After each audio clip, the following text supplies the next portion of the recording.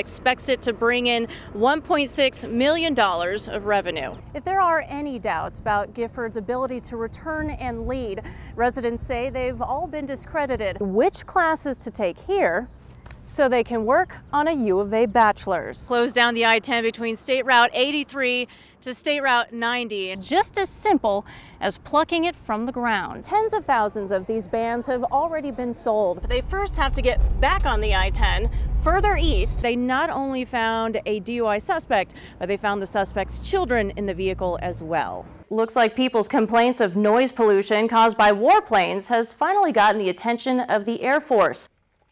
The Araujo family is waiting for the Gormans. About a year ago, Alicia's son, Alexis, died from a choking accident. The toddler's organs were used to save 3 other children. His heart went to 3-year-old Penny Gorman. An immediate embrace between both mothers.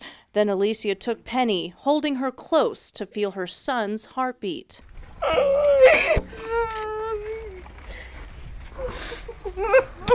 We got a call from the doctor that said we have an offer. Jenna Gorman remembers the relief she felt after learning a donor in Tucson would save Penny from heart failure. There was also sorrow. They've given so much, and they just continue to give, and I've been marked by that. Alicia shared photos of Alexis, some of them taken alongside his twin brother, Alan. La familia Gorman. Through an interpreter, Alicia and her husband talk about the decision to donate.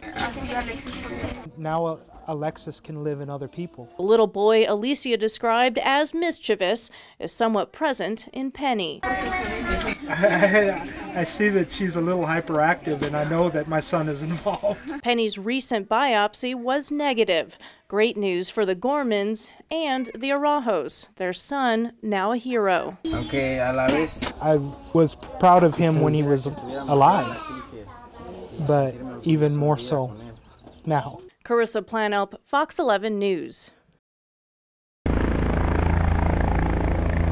3 medical choppers landed on Ina Road to transport victims fighting for their lives. This after investigators say 22-year-old Jared Loeffner opened fire outside the Safeway during a meet and greet for Congresswoman Gabrielle Giffords. Well, we heard shots, about 15. And then we saw a bunch of people running across the parking lot. Officers searched the shopping plaza for a rumored second suspect.